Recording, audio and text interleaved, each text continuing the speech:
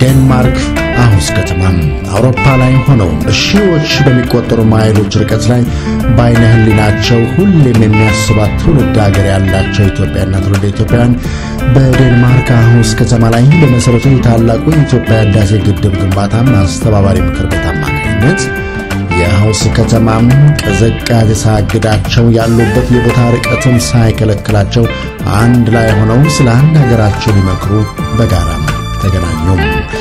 ከምክክራቸው ጎልቶ ወጣው መሐንዲሶቹኛው ግንበኞቹኛው በራሳችን አጥኛው ራሳችን እንገነባዋለን በሚል ከዛሬም 2 ዓመት በፊት መሰረቱ ተጥሎም ዛሬም ግንባታው ከ42 ከመቶ በላይ ተጠናቀቀው የታላቁን የኢትዮጵያ ህዳሴ ግድብ ግንባታ ለማፋጠን የበኩላቸውን አስተዋጽኦ ለማድረግ ነበር።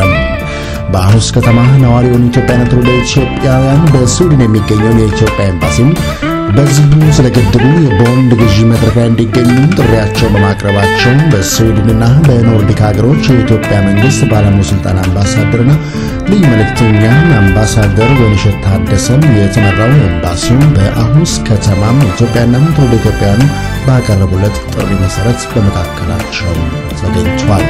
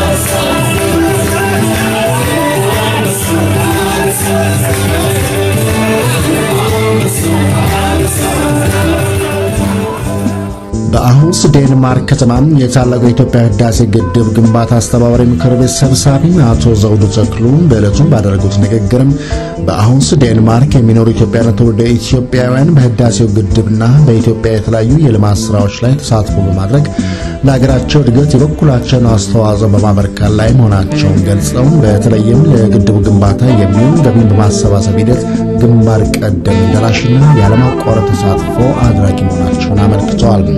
በአሁስ ዴንማርክ የገቢ ማሰባሰቢያ ዝግጅቱ ሲካሄድ ይህ ለሶስተኛ ጊዜ ሲሆን በዕለቱም ከ106,000 የዴንማርክ ክሮነር በላይ ገንዘብ ከቦንድ ሽያጭ ከስጦታና ከተለያዩ የገቢ ማስገኛ ምንጮችም ለማሰባሰብ ተችሏል ብለዋል።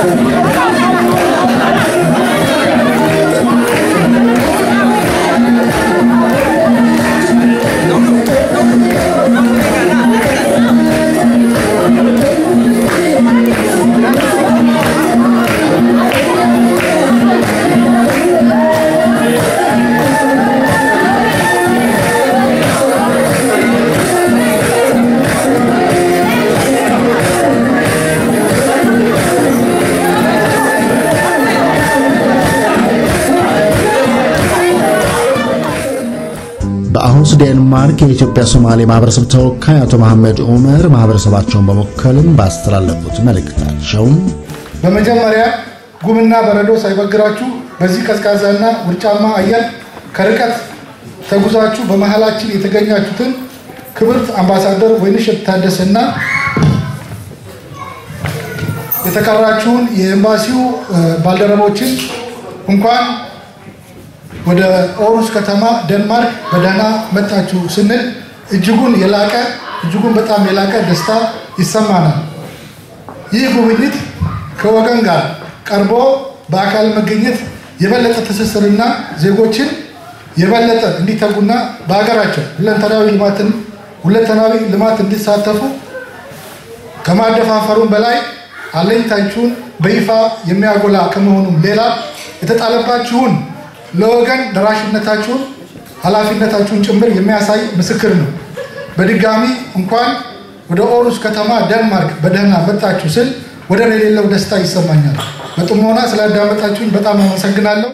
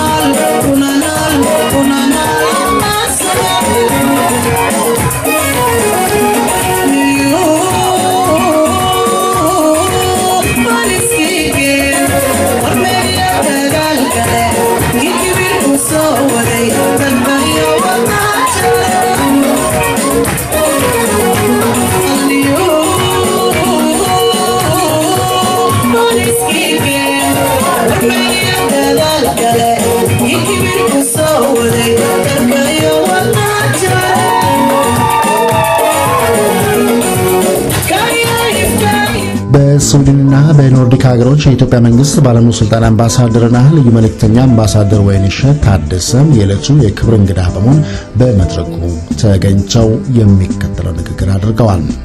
ታላቁ የህዳሴ ግድብ በአገራችን ታሪክ ውስጥ ልዩ ድርሻ አለው። ታላቁ የህዳሴ ግድብ በማንም የውጭ እርዳታና ድጋፍ ሳይሆን በራሳችን አቅም ለመስራት ቆርጠን የተነሳንበትና የይቻላልን ጠንካራ መንፈስ የተፈጠረበት ታላቁ አገራዊ ፕሮጀክታችን ነው። አባይ ብዙ የተባለለት የተዘፈነለት የሀገራችን ታላቅ የተፈጥሮ ጸጋና ሀብት ሲሆን እኛ ሳንጠቀምበት ሳይጠቅመን እኛ እየተራብን ሌሎችን ሲያጠግብ ኖሯል። ዛሬ ግን ጊዜ ፈቅዶ ይህ ታሪክ ተቀይሮ ታላቁን የህዳሴ ግድብ ለመገንባት ኢትዮጵያውያን ትውልድ ኢትዮጵያውያን በጋራ በቁጭት ተነስተዋል። እናንተም በኦሩስና አካባቢ የምትኖሩ ኢትዮጵያውያንና ትውልድ ኢትዮጵያውያን ቦንድ በመግዛት በስጦታ ገንዘብ በማመርከት እንዲሁም በዛሬው ዕለት ደግሞ ይህንን ታላቅ ፕሮግራም በማዘጋጀት ለታላቁ የህዳሴ ግድባችን ግንባታ የሚውል ገንዘብ ለማሰባሰብ ያደረጋችሁት ሀገራዊ ቁርጠኝነት በጣም የሚደነቅ በመሆኑ ልትኮሩበት ይገባል። ታላቁ የህዳሴ ግድባችን ለሀገራችን ኢኮኖሚ የሚኖረው ፋይዳ ምንድነው? ለምሳሌ ያህል እንደው በጥቂቱ ለመንገር የዛሬ 10 ዓመት ሀገራችን አጠቃላይ የምታመርተው የሃይድሮ ፓወር ፕሮጀክት 714 ሜጋዋት ብቻ ነበር። በ2010 ይህ በ3 እጥፍ በማድረግ ወደ 2000 ሜጋዋት ማድረስ ችለናል። አሁን ደግሞ እንደምታውቁት በግልገል ጊቤ 3 ወደ መጠናቀቅ እየተቃረበ ነው። በሚቀጥለው ሰኔ ወር ወይም ሰኔና ሐምሌ ወር ላይ የተወሰነው ማምረት የሚጀምር ሲሆን በ2016 መጀመሪያ ላይ ደግሞ ሙሉ በሙሉ ማምረት ይጀምራል። ይሄ በሚሆንበት ጊዜ የኃይል ማመንጨት አቅማችንን በሁለት እጥፍ እንዲጨምር ወይም ወደ 4000 ሜጋዋት ማምረት እንድንችል ያደርገናል ማለት ነው። ይሄ በእንደዚህ እንዳለ ደግሞ ታላቁ የህዳሴ ግድባችን ደግሞ በ2017 በሚጠናቀቅበት ጊዜ ወደ 6000 ሜጋዋት ማምረት እንችላለን ማለት ነው። ያ ደግሞ በአጠቃላይ ሲታይ 10000 ሜጋዋት ማምረት እንችላለን። ይህ እንግዲህ ከሃይድሮ ኤሌክትሪክ ፓወር ብቻ ነው። በዚህ ላይ ንፋስ ከፀሐይ ብርሃን ከጂኦተርማል የሚመነጨው ሲጨመር ደግሞ ከፍተኛ ይሆናል ማለት ነው። ይህ አንደኛ የሀገራችንን ኢንዱስትሪዎች የበለጠ ኃይል ኤነርጂ እንዲያገኙ በማድረግ የሀገራችን የትምህርት ተቋማት የጤና ተቋማት ህዝቡ በአጠቃላይ እስካሁን አጥቶት የነበረውን የኤሌክትሪክ ኃይል የበለጠ ማግኘት እንዲችል ከማስቻሉ በላይ ጎረቤት ሀገሮቻችን ሁላ ከዚህ ኤሌክትሪክ ጄነሬሽን ተጠቃሚ እንዲሆኑ ያስችለናል። ይህ ደግሞ ምን ማለት ነው? ከጎረቤት ሀገሮቻችን ጋር የኢኮኖሚ ትስስር መፍጠር ማለት ነው። የኢኮኖሚ ትስስር መፍጠር ማለት ለሀገራችን ምናልባት የውጭ ምንዛሬ ያስገኝልናል። ከዚህ ባለፈ ግን ከጎረቤት ሀገሮቻችን ጋር በሰላም በመተባበር ለመኖር ያስችለናል ማለት ነው።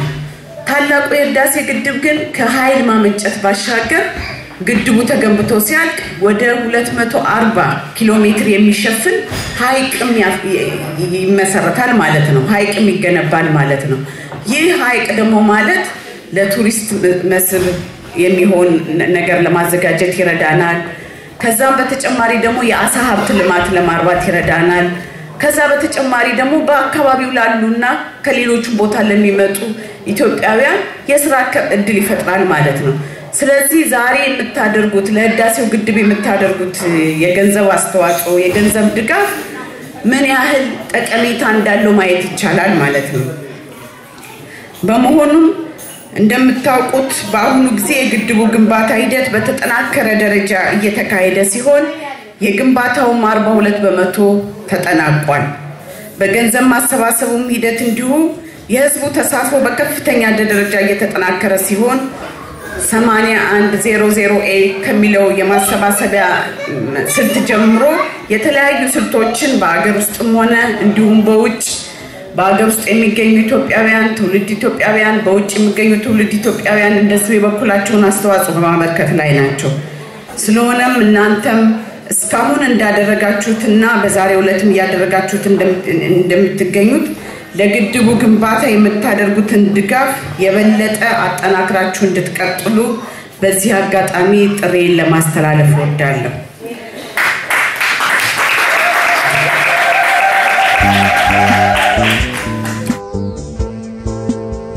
አያይዘውም በመጪው ግንቦት ወር በኢትዮጵያ ስለሚካሄደው ምርጫ እንደተናገሩት እንደምታውቁት በዚህ ዓመት አገራችን በግንቦት ወር አገር አቀፍ ብሔራዊ ምርጫ የሚካሄድበት ወቅት ነው።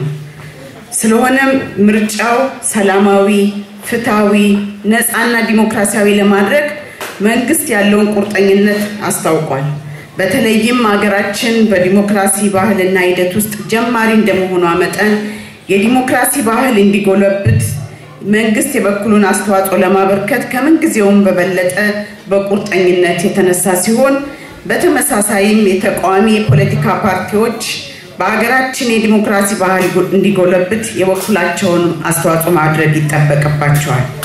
በብሔራዊ ምርጫ ቦርድ በኩልም የምርጫው ሂደት የተሳካ ለማድረግ ተገቢውን ዝግጅት የተጠናቀቀ ሲሆን በምርጫው የሚሳተፉ የፖለቲካ ፓርቲዎች ምዝገባ ተጀምሯል።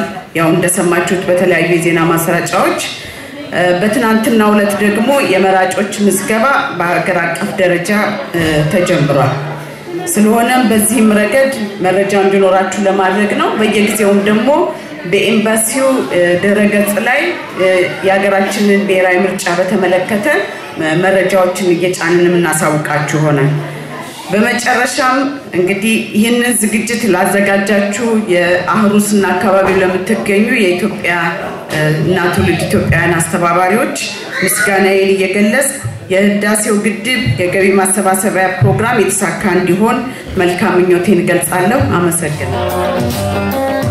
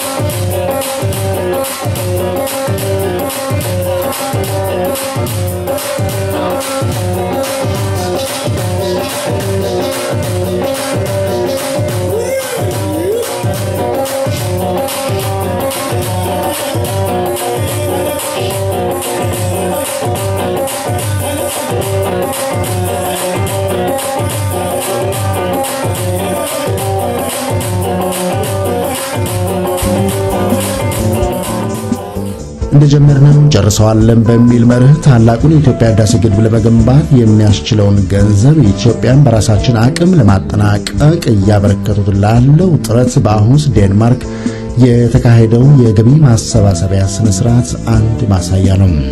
በአሁስ ዴንማርክ ወደ ተካሄደው የታላቁ የኢትዮጵያ ህዳሴ ግድብ የቦንድ ገቢ ማሰባሰቢያ ዝግጅት ነው አሁን ወደ መድረኩ የምናመራው። እኔም በችለቴ 10,000 ኮሮና ለአባይ ግድብ በየወሩ ገዝቻለሁ።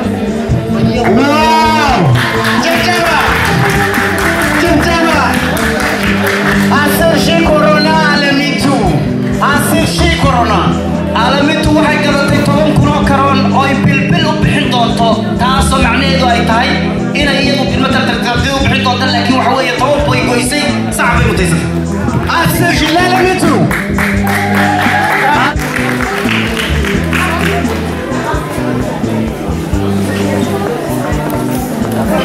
سراي جيجي عندنا سلام نو أجر سلام نو جيجي محبوب كذا عايز جيجي بس ما تطلع شيء جيجي ما تايمين لقول راح يسكر سوا كفي عقول ما سوما حبيبي مناسب برويكا يمدنياشا وعلى السلامي وقالوا يمكن لقيم الشيء اللي كهلايو لكن هذا حكي من تشيجا وعمل برواقة تشيجا وعمل راحة إثيوبيا ودن أجسامها تقرين everywhere وعمل مناسب لعكتر وعلى قدر سطات سيال هذا والهشان وحاول يبقى العقد قال يسار وكذا يعني هو بيطلبته أيوة فايدة هذا إن شاء الله جالي هذا وذكروا وذكر واقع وذكرنا إثيوبيا لما يحلي كرام إلى أن نصي ولا نمعنا كان صوت الجرافون كبير موديو ولكن تو إثيوبيا ما قلنا لكن هالمليون أيام هنا وقتل 1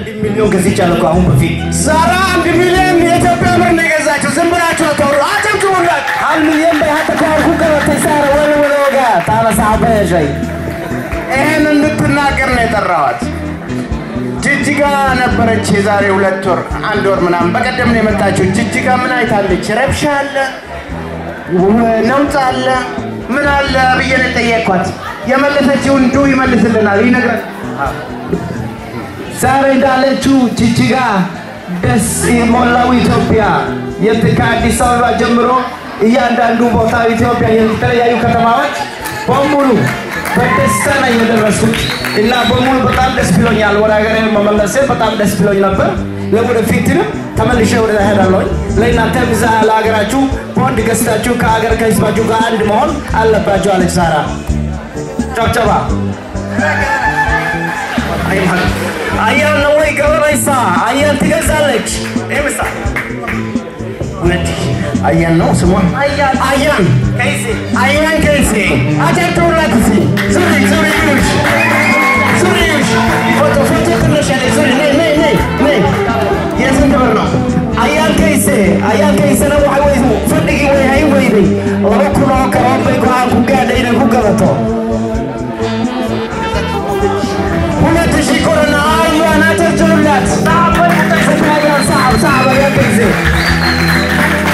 أنا جمرنا እንጨርሰዋለን ሰይንኩ ቢሆን ወቢጋ አባይ ወይንኩ ደማይስትራይና እኛ ጀምረናል እኛ ድለኞች ነን እኛ ታሪክ እየሰራን ነው እኛ እንጨርሰዋለን እንጂ አነጋ አያ ቢለውነይ አነጋ አያ ታሪክ ወሩስነይ አነጋ አያ ደማይስትራይና ተሸፍናለች ትመጣለች ትመጣለች ለጃል ፍዲጋ ሁሉ ሶካይ Jam 2,000 crown.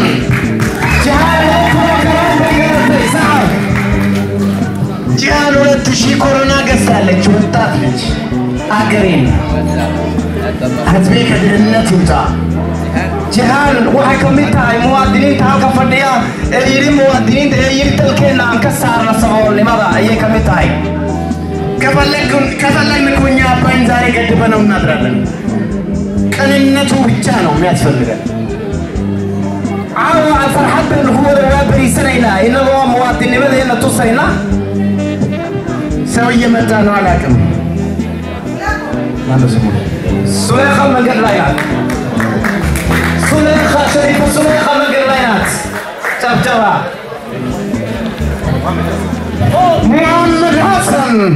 محمد حسن صفشي محمد حسن وأكتف كجمعية اللي بدنا كقريب قاطي صدق كورو كرون أيو قطي صعب يمكنه ما الناس مشيناتي يعني وانجو سريك شريف صفشي سريك شريف waxay soo orotay ilaa iyo baqaabqa socodka ka samay raacay gaari samay qaadan si ay uga qayb qaadato hubiga abay saddex kun oo karoon yaayeen gazi ندري قعمني سيادة قرب وين كل وين فرحان أبدي نجا أمينا قرون أنا سلماك وسلونا تلاقيوالو أسترقوا تلاقيوالو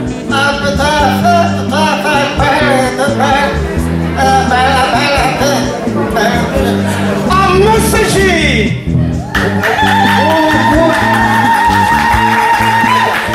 قاش نجا وقاش نجا وحوي حق له وحكا قلا ما كان أكيد حق عرفتي دليلي سواء كان صوت عيه صوت قاطي وعيني شنكون أو كرام ما قطعي صعب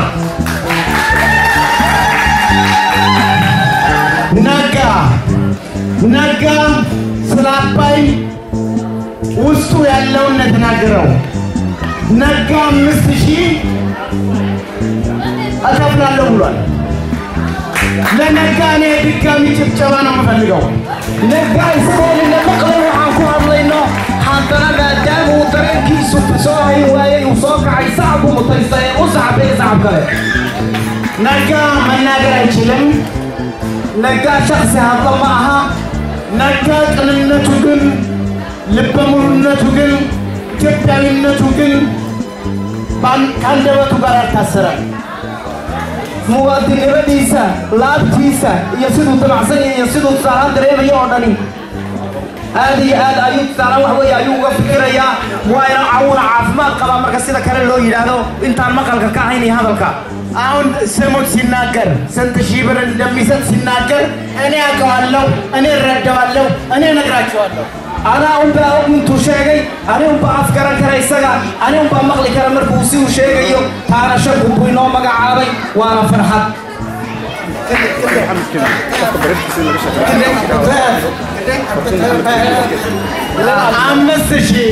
أمستشي وحتى لو جبت فرتون محمد كريه فرتون محمد كريه فريبا نسوق عندي وهلقى فرديدا شنكونا وكرون صعب بي مطيسة فرتون محمد كريه فرتون محمد كريه يمتشينين 2000 ولا تشي فرتون محمد كريه وكقيب قالته ورمرت دولة دقاليتك مال قليسينا صارت دولة دقاليتك وحي عاود بحسي لبقوا نوع كرون صعب بي مطيسة كادرا يتينا بس جربها خطرة إلا هذا جيست مديك بين نقصو فيري ليسا وحوين بين الطلعصات هاي قررنا مينا وحكا بقينا تهميدا كان على مركز شيكتو كماش مليون نوزاري من تبقى ما أنت واي مسمير يبان نسوغينا ونمركة ورمع المسلاحي ويما أباينو وبيقى أباي هيبو كم يبو يني كم يبو هيبو تيري دوا وحبيت العصر على المومالي وجايين زمو يقولون وريدون وريورمي فرنسن قبل نوا قبل سيدا الصومالي أورو خد أورو مدرو واحد شا ايبو سنتنا مكشوم ليك أبوك فرمان تيمسا تدوال بقى يسمعني لك قدر ايه يا الله إلا هذا فرحان يا يحيى حبيت سلام عليكم سودر هيبو ولا تشي هيبو صعب المطيسة لو كنا كرام هاي مانو ولا تشي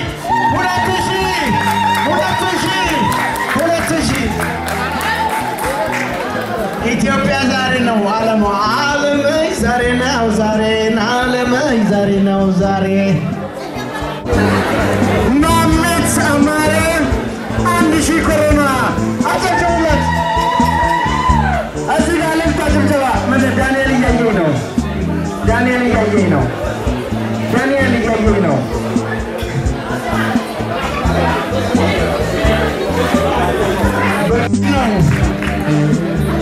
عايزش صحيح كادرا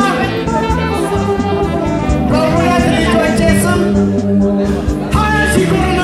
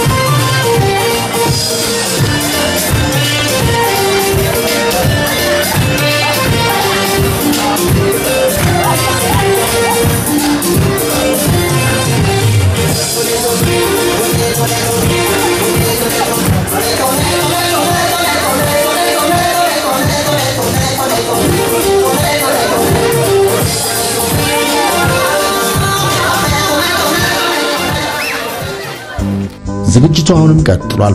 ከገቢ ማሰባሰቢያ ሂደቱ ጎን ለጎን በአሁንስ ዴንማርክ ነዋሪ የሆኑ ኢትዮጵያና ትውልደ ኢትዮጵያን በስዊድን ከሚገኘው የኢትዮጵያ ኤምባሲ ኃላፊዎች ጋርም በአጠቃላይ ስለ ኤምባሲው አገልግሎትና በመላው ሀገሪቱ ስለሚካሄዱ ፖለቲካዊ፣ ኢኮኖሚያዊና ማህበራዊ እንቅስቃሴዎች ጥያቄ አቅርበው ውይይትም አካሂደዋል። አሁን ወደዚህ መድረክ ነው የምናመራቸው። የፓስፖርት ኢትዮጵያ አምባሳደር ስዊድን በሚገኘው የኢትዮጵያ አምባሳደር ፓስፖርት በሚላክበት ጊዜ ብዙ ጊዜ ይወስዳል እና ለምሳሌ የኔ ባለቤት ፓስፖርቷን ካጣች 1 ዓመት ከ2 ወር ሆኖናል። ከኤምባሲው ያለው ቢሮክራሲ እጅግ በእውነት ያሳዝናል። አንዳንድ ጊዜ በመንደውልበት ጊዜ ትንሽም የተጽናና ነው። በአቶ ተረፈ በስልክ ባገኘው በሱም የተጽናናው እንጂ ብዙ ችግር ታዲያ ጠብቃ ምን እናድርግ ጠብቅ የሚባል ነገር ስላለ ይሄን ነገር አምባሳደሩ ወይንሸት እንዲያስተካክሉልን በትህትና ጠይቃለሁ። እና ዛሬ ከመጣነው ይህንን ጉዳይ 1 ዓመት ከ2 ወር የወሰደብን ጊዜ ስላለ ይህንን ነገር እንዲያስተካክሉልን የሌሎችም ኢትዮጵያውያን ጥያቄ ነው፣ የኔ ብቻ ጥያቄ አይደለም። ስለዚህ አደራዬን አምባሳደር ወይንሸት አቀርባለሁ።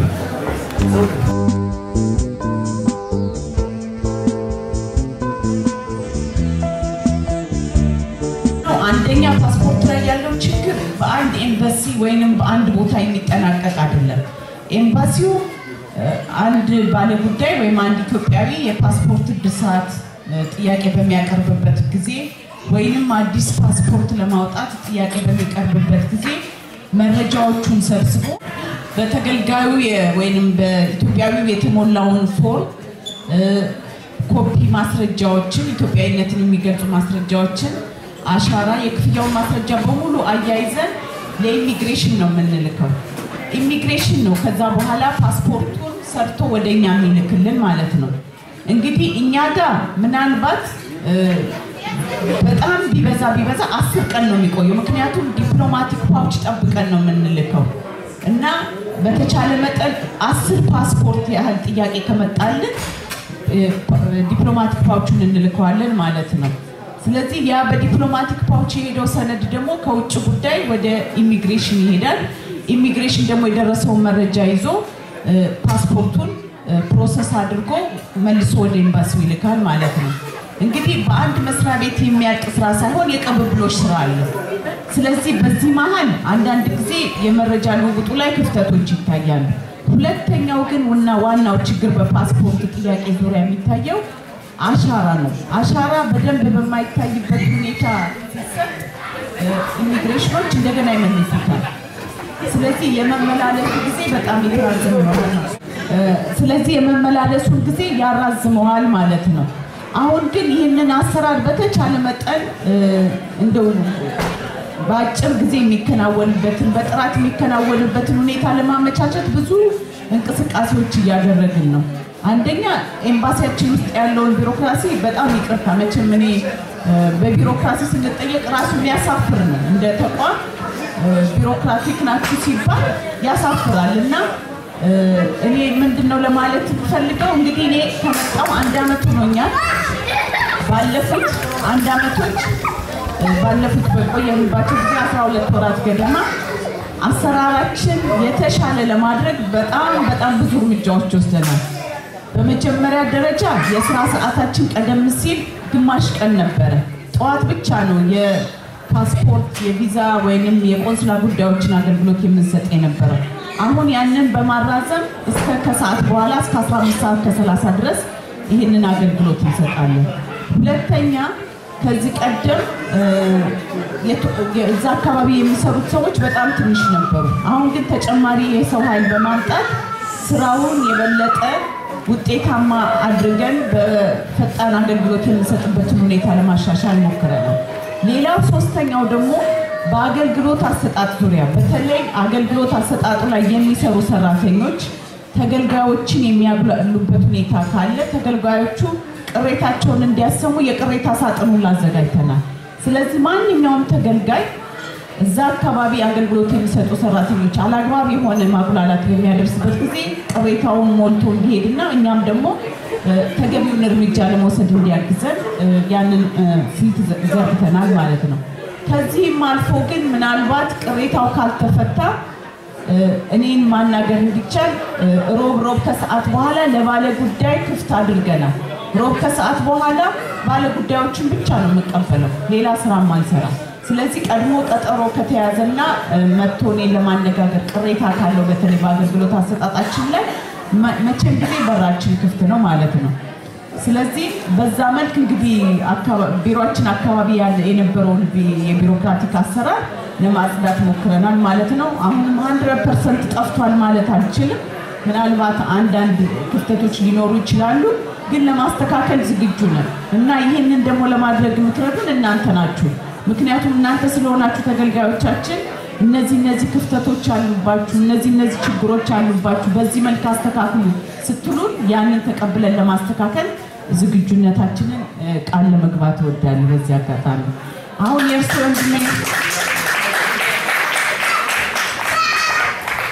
የወንድሜን ፓስፖርት በተመለከተ ግን ምናልባት ባለፈው ጊዜ እንደዚህ የቆዩ ፓስፖርቶች ነበሩ በሙሉ አጣርተን ወደ ኢሚግሬሽን ልከናቸዋል እንግዲህ አላቅ ምናልባት ስሞትን ወይም የባለቤቶትን ስም ቢሰጡን እነዛ ከሄዱት ውስጥ ከሆነም ወይንም ደግሞ ምን ጉድለት እንዳለበት አጣርተን ልንነግሮት እንችላለን ስለዚህ መጨረሻ ላይ ወይ እንደዚህ አይነት ተመሳሳይ ችግር ያለባችሁ ወይ ለኔ ወይንም ደግሞ ስራ ባልደረቦቼ ስማችሁንና ያንን ያመለከታችሁበትን ቀን ስጡንና አጣርተን እናሳውቃችኋለን ማለት ነው ግን በተቻለ መጠን አሁን እንደዚህ አይነት የመዘግየት ሁኔታው አሳጥረናል አሁን በጣም ቢዘገይ ከሁለት ወር ከ3 ወር አይቆይም ፓስፖርት እንግዲህ ምናልባት የሚመስለኝ ችግሩ አሻራው አልነበብ ብሎ ከኢሚግሬሽን ያልመጣበት ሁኔታ ሊሆን ስለሚችል ስማችሁን ስጡንና ምን ላይ እንዳለ አሳውቀናችሁ ከዛም በእናንተ በኩል መሟላት ያለበት ነገር ካለ እንዲሟላ ይደረጋል ማለት ነው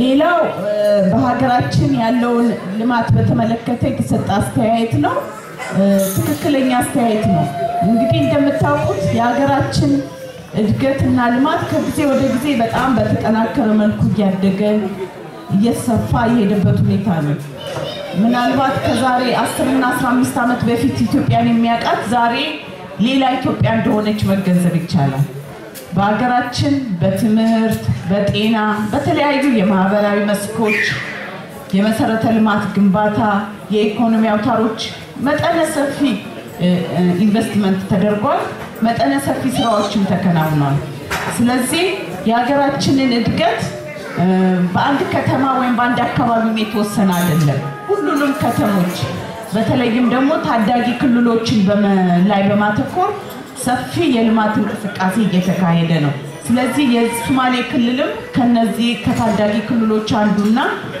ከፍተኛ የልማት እንቅስቃሴ የሚደረግበት ክልል ነው ምናልባት ወደዛ ክልል ስመላለስ የ3 ወር ቪዛ ስለማይበቃኝ የትውልድ ኢትዮጵያዊ መታወቂያ ካርድ እንዴት ነው ማግኘት የሚቻለው የተባለው የትውልድ ኢትዮጵያዊ መታወቂያ ካርድ አዲስ መመሪያ ወጥቷል መመሪያውም እሱም በኤምባሲው ድረገጽ ላይ ተጭኗል ምናልባት ያላያችሁ ካላችሁ በሱ ላይ ማየት ትችላላችሁ ምን የትውልድ ኢትዮጵያዊ መታወቂያ ካርድ ለማግኘት ምን መሟላት እንዳለባቸው እዛ ላይ በግልጽ ተቀምጧል ግን ማንኛውም ትውልድ ኢትዮጵያዊ ቢያንስ ፓስፖርት ያለው ከዚህ ቀደም የነበረው ኢትዮጵያዊ በነበረበት ጊዜ ያለው የኢትዮጵያ ፓስፖርት ካለው አለበለዚያም ደግሞ የትውልድ ሰርቲፊኬት ካለው ወይንም ሌሎች ኢትዮጵያዊነቱን የሚያሳይ ማስረጃ ካለው የትውልድ ኢትዮጵያዊ መታወቂያ ካርድ ማግኘት ይችላል ስለዚህ በዛ መልክ ወንድሜም እንግዲህ የትውልድ ኢትዮጵያዊ መታወቂያ ካርድ አውጥተው ምናልባት በየ3 ወር ቪዛ ማውጣት አያስፈልጋቸውም ማለት ነው ከዛም በተጨማሪ የትውልድ ኢትዮጵያዊ መታወቂያ ካርድ ማውጣቱ ትርጉሙ ምንድነው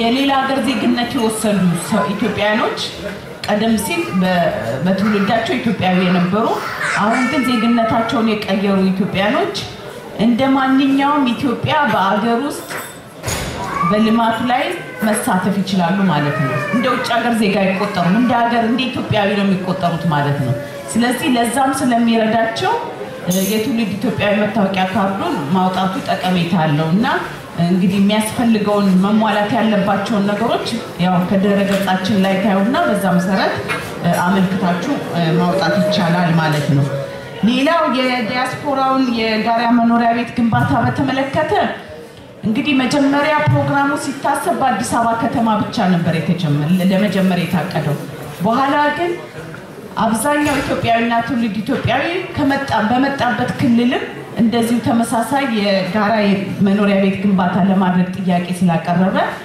ከክልሎች ጋር በመነጋገር መመሪያ እንዲወጣ በዝግጅት ላይ ነው አሁን በአሁኑ ጊዜ አብዛኞቹ ክልሎች ኦሬዲ የየክልላቸው መመሪያዎች አዘጋጅተው አውጥተዋል ስለዚህ የተወሰኑ ክልሎች ናቸው ያላኩልን የሁሉም ክልሎች እንደወጣ የአዲስ አበባን ጨምሮ ማለት ነው መመሪያው ሲደርሰን ምዝገባ እንጀምራለን ያንን ግን ከማድረጋችን በፊት ያው ኤምባሲው ድረገጽ እና በተለያዩ የሶሻል ሚዲያዎች በመጠቀም እናሳውቃችኋለን ለእናንተም ደግሞ እዚህ ባለው በአህሩስ ኮሚኒቲ አስተባባሪዎች አማካኝነትም እንድታውቁት ይደረጋል ምናልባት ተጨማሪ መረጃም የሚያስፈልገው ከሆነ እንዴት ነው በዚህ የጋራ መኖሪያ ቤት ተጠቃሚ መሆን የሚቻለው እንዴት ነው መደራጀት የሚቻለው የሚለውንም የበለጠ ዝርዝር ማብራሪያ የሚያስፈልግ ከሆነ እዚህም ቢሆን እኔም ቢሆን ባልደረቦቼም ቢሆን መጥተው ተጨማሪ መረጃ የምንሰጣችሁ ሁኔታ እናመቻቻለን ግን እስካሁን ገና ፕሮግራሙ አልተጀመረ